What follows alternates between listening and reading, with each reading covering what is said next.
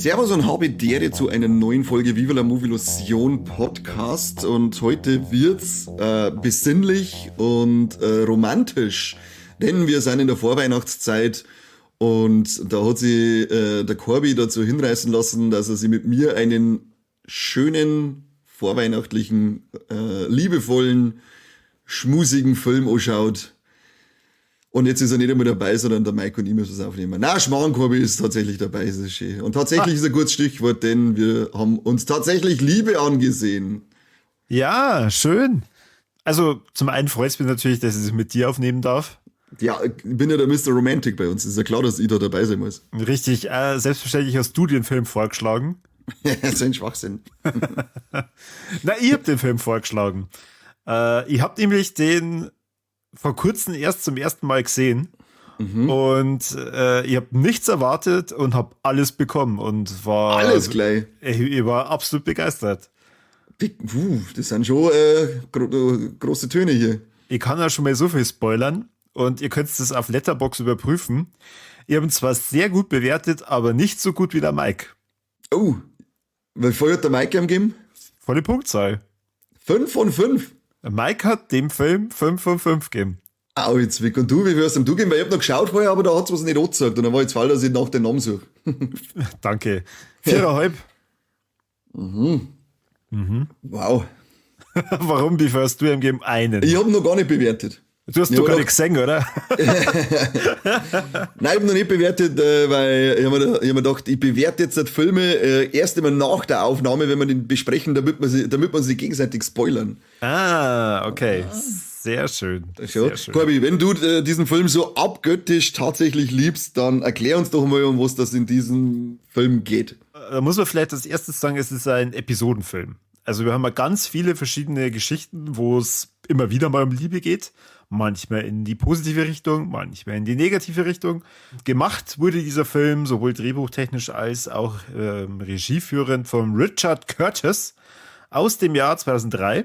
Der Film ist für mich aus mehreren Blickwinkeln beeindruckend. Zum einen, weil sich diese ganzen Episoden sehr spannend anfühlen, finde ich. Also zumindest habe ich bei jeder Episode gedacht, okay, da weiß man jetzt nicht sofort, wie es endet, sondern der Cast ist brutal. Also, das ist echt irre, ja. Das ist schon geil, wer da alles mitspielt. Ob es jetzt der Hugh Grant ist oder der Colin Firth. Keira Knightley haben wir, Alan Rickman, wo du wahrscheinlich aufgestellt bist und laut geschrien hast, Slytherin. Erwarte Kedavra. Bill Nighy, glaube ich, ja.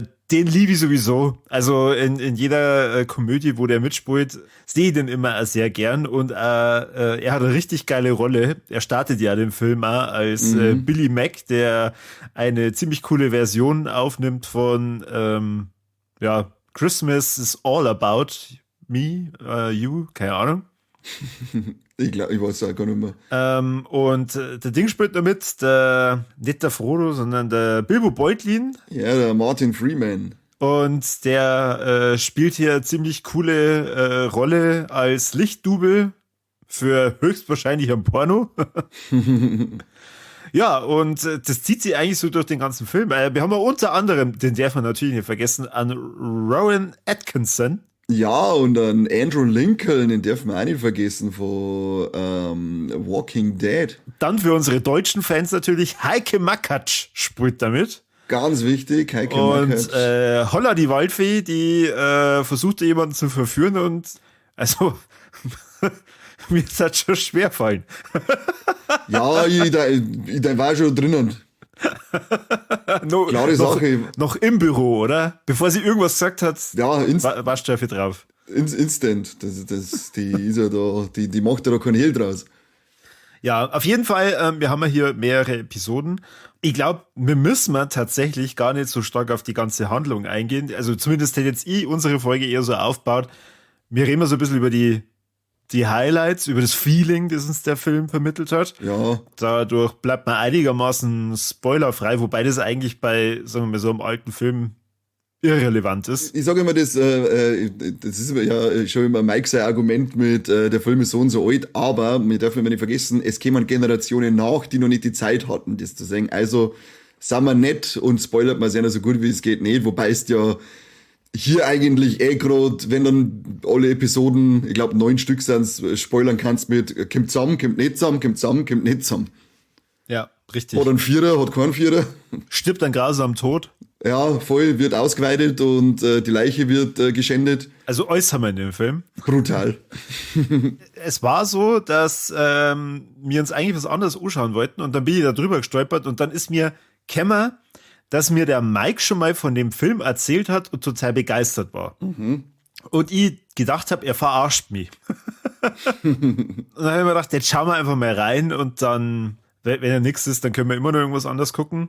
Der hat mich einfach vom ersten Moment an, wo man diesen Sänger sieht, den Billy Mark, humortechnisch schon gehabt. Und hat es mich schon interessiert. Okay, wie geht's denn weiter? Der Ding ist auch dabei, der Liam Neeson. Ja, stimmt. Dieses Mal muss er weder eine Tochter retten, noch irgendeine Frau, weil die Frau ist schon gestorben. Dafür mehr oder weniger sein Sohn. Richtig. Ich wüsste nichts Negatives über diesen Film zu sagen. Und das hat mich selber dann so überrascht. Und ich habe diesen Song, den der Billy Mack da am Anfang singt, ununterbrochen im Kopf gehabt, dass ich den Film eigentlich nur wärmstens empfehlen kann. Und es ist halt schon ein toller Weihnachtsfilm. Also muss man schon Love sagen. is All Around Money war das, oder? Was er da covert. Oder ja, aber er macht so. Christmas All Around drauf. Irgendwie so, ja, genau. Hast du den Buben vom Liam Neeson erkannt? Er ist mir wahnsinnig bekannt vorgekommen, aber nein. Game of Thrones? Ja, sein Name weiß ich auch nicht mehr, aber das der Nimageko. Nein, das war der. Doch, stimmt, der konnte hat er begleitet. Genau, aber wie Jojin oder so, oder Jojin Reed. Jojan, ja, genau. Das war er, ja. Und er war damals, jetzt, was mir aufhört, war denn der dann zu der Zeit, wann ist denn der geboren, der Schweinsleffe? Der Schweinsleffe. 1990, der war damals schon 13 Jahre alt. Wow. Er soll jetzt so verdammt jung ausschauen. Was ist eigentlich mit ihm? Warum kommt er einfach nicht in Pubertät? Ja, irre. Das ist ja bei Dingen auch so, bei Game of Thrones, da war er ja auch schon, was weiß ich, wie alt und schaut einfach aus wie ein 12-jähriger Bub.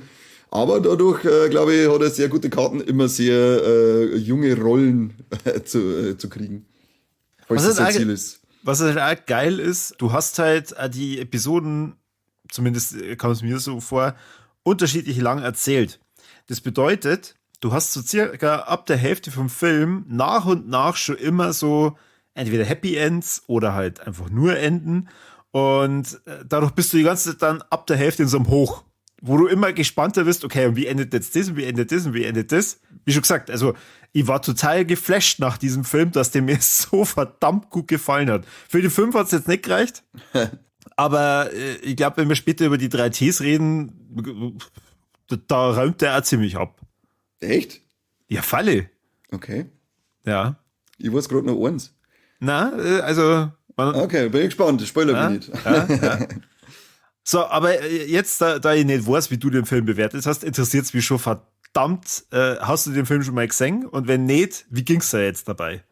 Also ich glaube nicht, dass ich ihn schon mal gesehen habe. Ich war mir aber nicht 100% sicher. Ich habe mir jetzt auch Hallo angeschaut. Du hast dann wahrscheinlich mit Frau angeschaut, oder? Ich habe mit Frau angeguckt. Da hast du Weiberts dazu geholt, hast gesagt, schau mal Kassetten mit Liebe. Machen wir dann noch Liebe, okay. War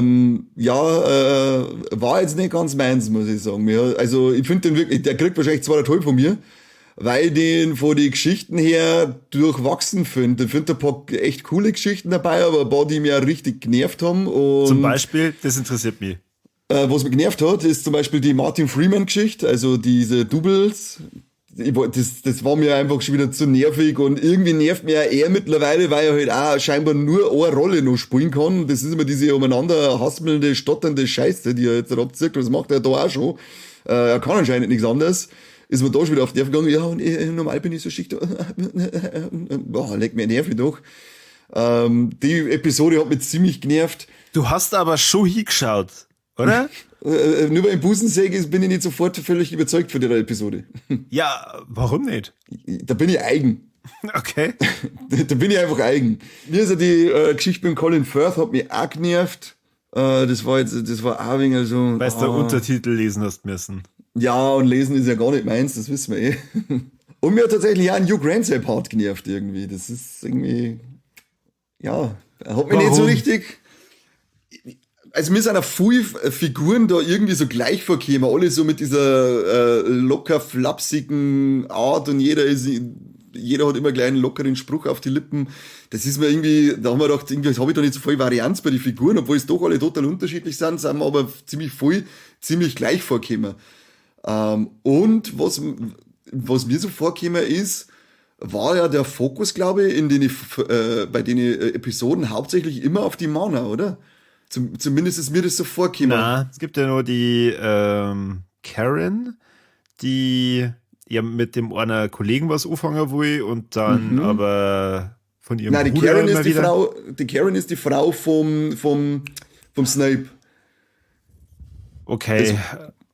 Also, da sind so unglaublich viele Leute dabei, es fällt mir schon schwer, die Namen richtig zuzuordnen. Das ist echt, ich hab mir jetzt eine Liste nebenbei hier, weil sonst hätte ich mich auch überhaupt nicht mehr auskennen. Aber die Karen war die Frau vom Harry, genau, Harry heißt er. Da, wo die Heike Makatsch die ganze Zeit Sarah, ich meine die Sarah. Sarah, jetzt pass auf, welche war denn die Sarah? Welche Episode war das? Sarah Carter. Ach ja, genau. Ja, gut, da war sie im Fokus, das stimmt. Das war auch eine von meinen Lieblingsepisoden, muss ich sagen, weil ich finde, die hat ein schönes, unerwartetes Ende auch, weil überwiegend ist es so, ja, okay, die kommen nicht zusammen, die kommen nicht zusammen, da deutet sich das an und das ist ein ganz anderer Ausgang von der Geschichte. Das ist eigentlich fast meine Lieblingsgeschichte gewesen, muss ich sagen. Dann das mit der Keira Knightley, da ist jetzt auch nicht so eindeutig der Fokus auf den Typen, sondern das dreht sich ja irgendwann und dann geht es ja eigentlich schon mehr um sie. Nein, ich weiß nicht, irgendwie hab ich auch nur ihm die ganze Zeit gesehen. Und da hat's mich auch so genervt, also da wo sie nochmal geredet haben, wo er dann rausgeht und dann vor die Leute in der Fußgängerzone dann so in die Knie geht und so einen Schrei loslässt und geht weiter, halt doch dein Maul, kein Mensch tut das, hau ab jetzt mit dem Scheiß. Hat mich genervt, hau ab. Wie oft warst du schon verliebt? Noch nie, weil ich keine Gefühle habe, ich bin ein scheiß Mann, Alter. Ach so, Entschuldigung. Ja, weiß es eh. Ich kann nachvollziehen, was du meinst, aber jetzt dieses Mal meine ich wirklich die Karen. Mhm. Da finde ich schon, geht's jetzt sehr stark dann um sie. Die Gefühlsausbrüche, die sie halt dann hat, wenn sie dann merkt, okay, mein Mann betrügt mich offenbar, fand ich schon sehr stark. Ja, da dreht sich der Fokus am Ende zu der Episode recht hier von dem Moment, oder wo sie das Backerl in seiner Tasche gefunden hat, glaube ich. Ab da dreht sich der Fokus ein bisschen auf sie hin. Ja.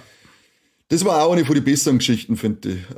Die gehört auch so, ist wahrscheinlich sogar meine zweitliebste Geschichte gewesen aus dem Ding. Weil die einfach auch ein bisschen anders war. Und dann darf ich noch sagen, die dritte auf Platz 3. Jetzt mache ich einfach ein Ranking, wenn ich schon dabei bin. Und auf Platz 3 darf ich die Geschichte mit dem Liam Neeson nehmen. Das war, da war der Hintergrund, nämlich finde die hat mir ein bisschen mehr erbackt. Das ist einfach ein bisschen trauriger gewesen. Da bin ich eher gefesselt als von so Pseudo-Larifari ich verlieb mich in die und krieg's nicht sofort und muss irgendein Hindernis überwinden. Scheißgeschichten. Das ist echt interessant. Also im Endeffekt die 3 Geschichten, die nicht unbedingt gut ausgehen, die gefallen dir am besten. Ja, was heißt nicht gut ausgehen? Ich finde zum Beispiel, dass die Geschichte mit der Sarah, finde ich, geht schon gut aus. Warum? Weil sie für ihren Bruder da ist. Da geht's ja dann weniger drum, dass sie eine Beziehung kriegt, sondern da ist ja dann eher so das Schöne dahinter, dass sie für ihren der Bruder war das, dass sie Weihnachten dann mit ihrem Bruder verbringt, dem es halt unglaublich schlecht geht und sie das priorisiert. Also ich finde das eigentlich schon ein schönes Ende für Weihnachten, dass sie eben nicht allein in der Klinik sitzen lässt. Ja, aber sie ist doch eigentlich ein Lore. Und es ja, man sagt ja dann, der andere Typ hat ja dann eigentlich auch gar nicht mehr wirklich Bock auf sie gehabt. Der wollte gerade knattern. Irgendwie habe ich das Gefühl, wir haben die Geschichten unterschiedlich interpretiert. Ja, die wollten ja mäusern und Ja. dann ist immer der Anruf gekommen. Und dann Ja. hat man es dann nicht nochmal gesehen, dass er es am nächsten Tag oder halt kurz drauf dann eigentlich gar nicht mehr so stark beachtet hat und eigentlich gar nicht so wirklich das Interesse an ihr hat. Na, Und das meine ich, ja. er ist dann schon auch nochmal an ihr vorbei und hätte ihr dann auch nochmal so ein paar Blicke zugeworfen und sie hat es ja dann nicht erwidert. Nein, glaube ich nicht. Oh, okay. Aber ich finde es da einfach schön, dass sie sagt, okay, das ist mir jetzt wichtiger, dass ich den in seiner schweren Zeit nicht allein lasse, sondern bei ihm bleib, und das fand ich einfach ein schönes Ende und wie gesagt halt auch ganz anders als die anderen Geschichten einfach waren. Deswegen gefällt mir die am besten, weil die am stärkeren heraussticht. Und die zweite, die ich gesagt habe, war ja die mit der Karen, Harry und Mia, also mit dem, wie heißt der, Alan Rickman und der Emma Thompson und der Heike Makatsch. Die finde ich auch schön, weil ich mag das lieber, wenn es halt dann nicht so eindeutig ausgeht, weil da ist ja jetzt auch nicht meine eindeutig ausgegangen mit ich lass mich scheiden oder wir trennen uns sonst irgendwas, sondern das endet ja eher so auf den Konsens, hey, ich hab Scheiße gebaut, es tut mir leid, und sie sagt, okay, da müssen wir jetzt halt schauen, wie wir weitermachen, und es lässt den Zuschauer, die Geschichte halt einfach ein wenig Interpretationsspielraum, wie das weitergeht. Das mag ich halt an der Geschichte, dass ich mir selber Gedanken machen kann und für mich die Geschichte enden lassen kann. Ja. Und eben beim dritten, beim Liam Neeson, da finde ich erstens mal schon mal die Hintergrundgeschichte finde ich schön. Was heißt schön? Es ist natürlich sau traurig und tragisch, aber ich finde es schön, wie er versucht, seinen Sohn da mit rauszuholen. Das Einzige, was ich bizarr finde, dass er mit seinem Sohn Titanic anschaut und die ich bin der König nicht König der Welt, sondern die Stelle mit der Kate Winslet und so auf der Spitze nachgespielt. Finde ich fragwürdig, aber gut, jede Familie hat andere Vorlieben. Und das Ende halt dann, ich finde das halt dann auch schön, weil es eher so dieses erste Verliebtsein vom Kind wird da gezeigt. Das finde ich einfach schön, das hat einfach ein bisschen mehr Herz auch gehabt, diese Folge. Das ist tatsächlich meine Lieblingsgeschichte. Okay. Da bin ich ja zum Schluss da gesessen und habe das so kleines Tränchen verdrückt. Also ich fand das schon echt sehr berührend, das an dem Flughafen, auch wenn es natürlich Quatsch ist, aber Ja. also so viel gebe ich da ja. Da ist schon viel Kitsch und viel Quatsch dabei, aber was erwartest du von einem Film, der tatsächlich Liebe heißt? Ich hab wirklich kein Thema mit Kitsch und so weiter. Das kann schon schön sein, aber wie gesagt, da waren einfach überwiegend was dann nichts Besonderes für mich, und die Figuren waren mir dann teilweise irgendwie zu ähnlich auf irgendeine Art. Ich kann es nicht mal so hundertprozentig greifen, aber irgendwie waren mir viele Figuren einfach zu ähnlich.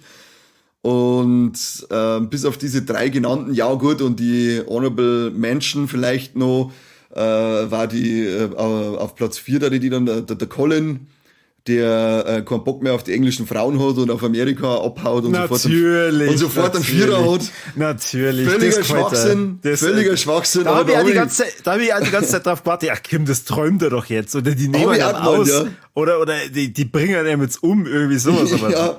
Aber eigentlich ganz witzig, weil es wirklich so brunstdummer Schwachsinn ist, dass er sofort einen Vierer hat. Also ich kenne die erste Ball und instant einen Vierer. Sie sind so arm. Sie haben keine Couch und nix, aber sie haben nur ein Bett und das müssen sie alle teilen.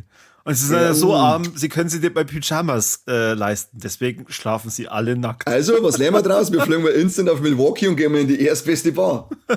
Und dann versuchen wir ein bisschen einen englischen Akzent einzubringen. Mir hat die Geschichte mit dem Jamie und mit der Aurelia schon echt gefallen, aber eher der Schluss. Also der Schluss hat's nochmal so voll rausgerissen, als er dann um die Hand bei ihrem Bab bittet und er einfach, er weiß überhaupt nicht, wer er ist, aber holt der mal seine Tochter aus der Kirche, die Falsche natürlich, und erklärt, so, du heiratst den jetzt. So, hat er schon. Das fand ich cool. Ja, und ansonsten ist die Harry, Karen und Mia-Geschichte, wo es mir die ganze Zeit schon so vorgekommen ist, dass sie die Hauptfiguren tatsächlich sind. Gefühlt kam alles andere immer nur so häppchenweise und stückchenweise, und die Hauptstory war schon dieses, okay, betrügt er sie jetzt oder betrügt er sie nicht? Ja, genau. Und Alan Rickman, wieder mal bombenmäßig gespielt, aber auch Emma Thompson.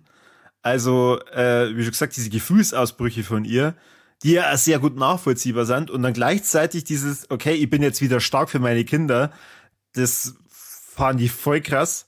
Und Heike Makatsch natürlich, schaust da an, in ihr Roten Dessous. ja, richtig. Müssen wir kurz eine Pause machen, ne? Ja, schon. Schalt das Mikro aus. Ja, aber dauert nicht lang. Ja, ich weiß, muss kurz die Latte melken. Okay, geht schon wieder. Auch wenn du nicht magst, aber die Hugh Grant-Geschichte, wie er Premierminister ist und sie dann in eine Angestellte verliebt, das, ja, ich fand schon unterhaltsam. Ja, das, du sagst halt da wieder, oder? Weil du bist auch so in der Chefposition, verliebst dich regelmäßig in deine Angestellten. Regelmäßig, egal Ja, ob männlich oder weiblich. Einmal in der Woche einfach, ja. Ja. Manchmal ist das Kaffeemaschine. Oder zwei gleichzeitig. Und die lasse ich dann kämpfen um mich. Da die auch. Da die auch. Statt mit einem Messer, aber mit einem Dildo. Gott, oh Gott. Dildo-Kuppel, Dildo-Kuppel. Oh, lecker, ich wird mich sofort bei dir. Nein, die hat mich ein wenig genervt, muss ich sagen. Das war mir alles zu schmierig und zu glatt einfach irgendwie. Keine Ahnung. Hau ab, haben wir die ganze Zeit gedacht. Und wie hast du die Geschichte gefunden mit dem Billy Mack und dem Manager? Das hat dich doch auch berührt, oder? Hast du da nicht so Corby-Kane-Vibes gespürt? Bis auf den Schluss, ja. Also gerade am Schluss dann, weil wir treffen uns ja auch regelmäßig zum Porno schauen. Aber ansonsten nicht, nein, weil ich bin nicht so verliebt in die. Nein, hat mich auch genervt. Das sagst du jetzt wieder in der Öffentlichkeit. Ja, Logo, wir haben also in der Weihnachtsfolge auch ausführlich über Pornos geschmatzt, also was sollst du machen? Okay. Nein, der hat mich tatsächlich auch genervt, muss ich sagen. Das war mir auch alles zu drüber irgendwie. Das war so gezwungen, die Rolle von dem. Also hat mir überhaupt nicht taugt. Das, glaube ich, war sogar fast die schlimmste für mich von alle. Warum? Weil es um Homosexuelle geht und ich absolut anti-Vogue bin. Der hat schon gereicht, dass er auf die Party vom Elton John eingeladen worden ist. Da war es mir schon gelangt, aber dann ist er auch noch tatsächlich in den Mo verliebt und ich dachte, jetzt reicht's, jetzt schalte ich aus. Ja. Nein, ich weiß nicht, wie gesagt, mir ist eher seine Figur hat mir nicht gefallen, die hat mich genervt. Das war mir zu, keine Ahnung. Weiß ich gar nicht, wie es beschreiben soll, mir hat die einfach genervt. Der ist vom ersten Moment, wo beim Intro, wo er da sitzt und seinen Song aufnimmt und so komisch umeinander tänzelt, haben wir gedacht, du nervst mich. Okay. Gehst mir auf den Sack, hau ab. Keine Ahnung, kann ich nicht mehr so richtig begründen. Bin ich schon rausgewesen, hat schon verloren. Warst du der gesagt hat, dass du allgemein mit dem englischen Humor nicht ganz so klar kommst? Ja, bei dem, wenn er in die Richtung wie Little Britain oder selbst geht oder dämliche Monty Python Scheiße, da kann ich nichts damit anfangen. Okay, und Shaun of the Dead, Hot Fuzz und sowas. Shaun of the World's Dead, End. also ich finde Shaun of the Dead schon gut, aber überbewertet. Hot Fuzz finde ich wesentlich witziger, den mag ich sogar recht gern. The World's End finde ich ist ein riesengroßer Haufen Pferdekacke. Okay. Okay. Ja, vielleicht ist aber England einfach dann nichts für die. Vielleicht ist er der Film, wo man sich mit einer Person seines Herzens anschaut und nicht allein. Und Also, dann da sitzt und weil, ich bin so einsam und bald ist Weihnachten und ich bin einsam. Ach so, an wo dem sind meine lag's. wo sind meine Rasierklingen? Ritz, Ritz. Katzen kommt's her.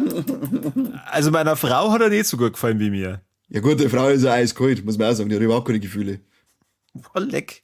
Ja, Schatzi, das stimmt überhaupt nicht. Er lügt. Ja, weil ich kenne dich schon, Jessel. Du bist wie so ein Serienkiller. Also wahrscheinlich ein Film über einen Serienkiller hätte sie sich auf jeden Fall lieber angeschaut. Wahrscheinlich, der hätte sie gewarnt, als sie verhaftet haben. Sie schaut sich gerne John Wayne Gacy Dokus an, aber schaut aus, wenn die letzte Folge kommt, wo sie grillen. Ja, richtig. Ja, ursprünglich hätten das 14 Liebesgeschichten sein sollen. Und 14, jetzt das ist ja das mit Neine schon über 2 Stunden lang. ein bisschen was davor haben sie sogar gedreht, aber haben es dann wieder verworfen. Und da wären ein paar queere Figuren, Query-Figuren. Query-Figuren. Queerlige Figuren. Queerlige Figuren, halt mehr so oberverdreht, Ja, mit crazy. Mit Queer hast schon Wahrscheinlich ein Mann, der einen Stuhl liebt oder so. Ja, der Normale versteht mittlerweile, was Queer heißt. Und das schon 2003. Ja, schon Alter stark. Schwede. Alter Schwede. Und hast du gewusst, dass die Szenen, die man am Anfang sieht, wo die ganzen Leute sie umarmen, tatsächlich echte Szenen sind, die es mit versteckter Kamera aufgenommen haben? In Flughafen Heathrow haben sie da aufgenommen. Ja, ist schon krass. Ja. Und ich habe mich tatsächlich ein bisschen vorbereitet. Es gibt jetzt meiner Meinung nach nicht allzu viel, was man sonst so erzählen kann, außer vielleicht nur, es gibt sogar Fortsetzung von dem Film. Echt? Einen Kurzfilm, ja. Ah, okay. Ich glaube, der ist 2017 aufgenommen worden für den Red Nose Day und der heißt auch Red Nose Day. Absolutely. Der hat auch der Richard Curtis dann gemacht, oder? Kann es sein? Der hat nämlich viel so Red Nose Day Filme dann, Kurzfilme noch drauf, weil da gibt's auch noch den One Red Nose Day in the Wedding, weil der hat ja auch den Film, wie heißt der, 4 Hochzeiten und ein Todesfall gemacht. Red Nose Day Actually, Red Ja, Nose Day tatsächlich. Special. Der Tatsächlich. Mann macht ja scheinbar fast nur, also er schreibt oder dreht eigentlich fast nur Liebesfilme, so wie ich das sehe in seiner Vita. Bridget Jones hat er ja geschrieben, er war dann gleich nach tatsächlich Liebe. Mamma Mia hat war er mit, hat er die Geschichte geschrieben. Der, ich glaube, irgendwie ziemlich viele Weihnachtssachen, diese Red Nose Day Sachen, sind das alles Weihnachtssachen, kann das sein? Keine Ahnung. Okay, Wie gesagt, ich bin ganz neu erst in diesem tatsächlich Liebe-Business. Notting Hill hat er geschrieben. Notting Ach so. Hill ist ja auch so ein Film, wo der Mike ständig drüber schwärmt.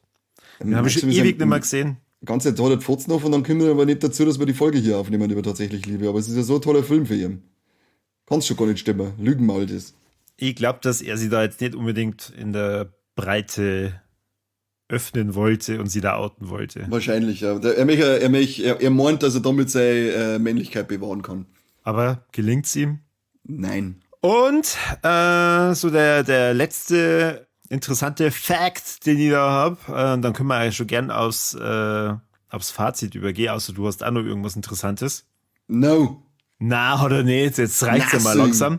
Ja, Scheißdreck. Die Figur von Rowan Atkinson. Hast du schon mal ein bisschen drüber nachgedacht, was diese Figur vielleicht verkörpern soll? Ja, ich habe irgendwie gemeint, dass das so ein bisschen der Weihnachtsmann in die Richtung, weil es über Weihnachten spielt, zumindest so in diese Richtung geht, dass er irgendwas Positives oder ein Amor eher jetzt noch, würde ich sagen, spielt. Oh, nah dran, ja. Weil er ja zum Beispiel diesen Kauf der Halskette mit Absicht mehr oder weniger verzögert, weil er am Flughafen dann hilft, dass das noch hier haut, dass der kleine Sam, glaube ich, hieß er noch, seine erste Liebe da noch mal sehen kann. Also so ein bisschen in die Richtung Amor, hätte ich jetzt gesagt. Gibt's da genauere Infos? Eben so eine Engel-Interpretation, dass er eben, genau wie es du schon sagst, eigentlich verhindern will, dass der Harry. Die Kette für die Mia kauft und genau wie du sagst, er verhindert ja dann auch, dass der nette Mann am Flughafen seine Arbeit verrichten kann. Ja, genau. Soll ich abhauen? Scheiß Mr. Bean. Fand ich auf jeden Fall sehr witzig. Also diese Szene mit dem Verpacken von dem Geschenk fand ich schon cool. Und hab mir gedacht, warum gibt's das bei uns nicht? Geschenke verpacken, natürlich. Ja, aber mit so viel Liebe. Ach so, meinst du? Ja. Ich weiß nicht, ich lasse eigentlich nichts in Geschäfte verpacken. Ich weiß nicht, wie liebevoll das gemacht wird. Ich bin nämlich begnadeter Selbstverpacker. Muss man mal austesten. Dann Tops und Flops, mein Freund. es sind so viele Flops, ich weiß gar nicht, was ich Ach, ich nehme als Flop, nehme ich die Geschichte eben von den Lichtdoubles mit Martin Freeman. Die hat mich einfach genervt. Ich kann es nicht so richtig greifen, warum, aber mir hat die voll genervt. Ich fand das voll bescheuert. Und mein Top ist auch sehr schwierig. Boah, leck. Was? Ich kann jetzt nicht einfach sagen, Teike Makac in Unterwäsche. Das kann ich jetzt nicht als Top Doch, machen. sag's. Na, Steh halt dann dazu. nee, so einer bin ich nicht. Na, Aber im Endeffekt hast du schon gesagt, die kannst du hinschneiden, wie ich will. Wolleck, du Penner. Na, mein Top ist ja gleichzeitig meine Folge auf Platz 1, die ich gesagt habe, die mit der Sarah und ihrem Bruder. Ich finde es einfach schön, dass man da noch dieses Thema ein bisschen mit eingebaut hat und das dann auf so einer positiven Note enden hat lassen. Das finde ich schön und hat für mich auch noch so eine gewisse Message mit dabei. Okay. Message. Und bei dir? Mein Top ist, das ist jetzt sehr allgemein, aber es ist einfach Heike so. Makatsch in Unterwäsche. Natürlich. Teilen wir uns das Top noch schnell, Kim jetzt. Okay, der ist immer noch mit. Der ist immer noch mit. Kim, es ist ja Weihnachten. Wir sind auch nur Männer in Gottes Namen. Ja, ich habe den kompletten Cast sagen wollen. Ah, ja, gut, der ist schon brutal, ja. Ich finde es richtig, richtig stark und ich habe den Film schon ewig ignoriert, weil ich mir gedacht habe, Film, wo es nur über Liebe geht und die lieben sie alles, so ein Quatsch. Bullshit. Ja. Kein Mensch liebt ihn eben. Und jetzt habe ich so das Gefühl, okay, ich habe anscheinend mich hier jahrzehntelang um einen sehr guten Film betrogen. Das tut mir sehr leid. Aber umso mehr Freude habe ich, dass ich den Film jetzt endlich mal gesehen habe und dass das so vielseitig ist. Also hier Hut ab, ich finde das echt cool. Aber ich akzeptiere auch, dass das nicht unbedingt jeden Geschmack trifft. Sagte er und blitzte dem Kani in seine tiefen, braunen Augen. Ja, und sagt mir gleichzeitig an, dass er mir gern die Gurgel durchschneiden möchte für das, dass ich den Film kritisiert habe. I kill you. Und Flop. Flop ist jetzt bei mir wieder ein bisschen. Ja, also manche Stories beginnen für mich schon ein bisschen zu kitschig. Da gibt es ja so eine ganz tolle Szene, als die Hochzeit da von der Keira Knightley stattfindet, wo dann auf einmal ein Haufen Leute auftauchen und All You Need Is Love dann spielen. Das fand ich furchtbar. Also da habe ich mir dann gedacht, oh Gott, ich darf sterben vor Fremdscham, wenn das bei meiner eigenen Hochzeit passieren würde. Und dann jeden Einzelnen verfluchen, der daran beteiligt ist. Schon, dass wir die Folge nach deiner Hochzeit aufnehmen. ja, aber das, Ja, aber irgendwie sind so amerikanische Hochzeiten doch in Filmen immer so total überzogen dargestellt und so. Das war doch Englisch. Das spielt alles in England. Ja, stimmt, das ist alles in England. Ja. Ist die Hochzeit auch in England gewesen? Das glaube ich nicht. Ja, doch. Da war ein Schwarzer bei der Hochzeit. Ich glaube, in Britannien gibt es keine Schwarzen. Schauspieler. Aber da gibt es keine Schwarzen in Britannien. Ach so. Sorry, so gut kenne ich mich da nicht aus. Nein, ich bin Geograf, deswegen weiß ich das. Okay. Ja, gut. Okay, nimm das zurück. Mit den Hochzeiten. Die amerikanischen Hochzeiten. Ja, und wenn du an dem Film was ändern könntest, was wäre das? Ich darf sagen, Martin Freeman, du lernst jetzt einmal, dass du normale Dialoge holst, ohne dass du tot stotterst, weil das ist, das grenzt schon fast an Ableismus, was du da machst mit Leuten, die wirklich stottern. Hast du schon mal Sherlock gesehen? Na. Ja, okay, dann hast du überhaupt keine Ahnung, was der Typ eigentlich drauf hat. Stottern. Na, da stottert der nicht. Haspeln. Also schau da mal unbedingt Sherlock an. Das steht tatsächlich auf der Liste, ja. Und wenn es bloß eine Folge ist, aber ich finde den da super. Also seitdem sehe ich Martin Freeman auch mit anderen Augen. Ja, aber in dem Film, da ich mir vor allem Fälle sagen, red damit gescheit, du Hanswurst. Okay, gut. Nervst mich wow. nämlich. Und sag den Zipfel gescheit her. Wie oberflächlich. Apropos Zipfel. Wir haben ja die 3 Ts. Also ich glaube, das erste mit Titten, das können wir ja eindeutig bejahen. Ja, das haben wir definitiv in dieser Martin Freeman-Episode sind Full Titties. Aber auch die Sarah zeigt mal kurz, was sie kann. Hat. So. Ja, stimmt. Die zeigt auch mal schnell her, was sie hat. Und ja gut, Heike Makatsch leider nur in Unterwäsche. Ja, also da muss bestimmt auch lauter Szenen draht und die dann wieder rausgeschnitten, weil sie dann gedacht haben, wir können ja keinen erotischen Film draus machen. Echt, der soll romantisch sein, nicht erotisch. Alan Rickman, geh halt mal runter von ihr. Komm. Echt, stop it. Wir gehen nicht schon wieder irgendwas vertuschen hier. Ach Gott. Trompeten. Ja, ich wüsste jetzt keine. Doch, die von Martin Freeman sieht man mal. Man den seinen Schwanz gesehen? Ja. Habe ich da gerade nicht hingeschaut, da muss ich doch noch mal anschauen. Ja, obwohl er sie so nervt. Ja, dann hilft's nicht, aber wenn ich mal von irgendeinem Bekannten einen Schwanz sehe, dann muss man das schon gesehen haben. Da sitzt sie auf ihm drauf und reitet ihn gerade und da sieht man schon immer wieder den Schwanz von ihm. Ah, geht da schon her. Ja. Dann muss ich noch mal anschauen. Macht es. Den möchte ich gesehen haben, den Schwanz. Sehr, sehr gut. Schreibt es in die Kommentare. Wie habt ihr seinen Schwanz gefunden? Ja, genau. Und schreibt in die Kommentare, bei welchen Filmen sagt man welche Schwänze von welchen Schauspielern. Ach, traumhaft. Ja, nur tote Tiere. Also da kann ich mir an kein einziges erinnern. Ich glaube, man hat überhaupt kein Tier gesehen. Nicht, dass ich wüsste, vielleicht bei einer Fußgängerzone jemand mit einem Hund oder so, aber keine Ahnung. Also ein ziemlich tierloser Film auf alle Fälle. Ja, aber er hast ja auch nicht tatsächlich Tiere, sondern er hast tatsächlich Liebe. Und auch nicht tatsächlich Tierliebe, also. Ja.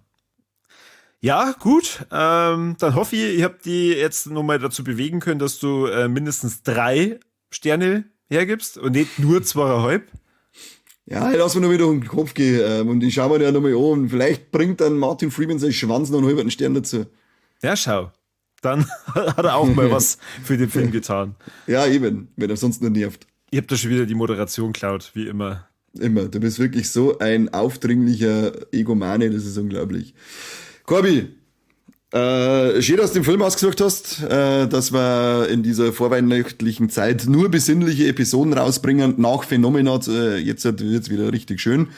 Ich freue mich dann schon auf unseren Deal, den wir ausgemacht haben. Dafür, dass ich mit dem Corby diesen Film gemacht habe, muss der Corby mit mir noch die 2. und 3. Staffel The Mandalorian besprechen, und zwar vorm Filmrelease. Also bis Mai werdet ihr die beiden Staffeln noch besprochen bekommen. Da haben wir wenigstens wieder mal Steady-Material, weißt du schon? Ist doch gar nicht Aber schlecht. haben wir nicht die 2. Staffel schon besprochen? Ich kann Nein, mich da Mann, dunkel daran erinnern. Ja, Boba Fett die- haben wir besprochen, da bin ich mir sicher. Wir haben die erste haben wir besprochen als Rückblick für den Release der 2.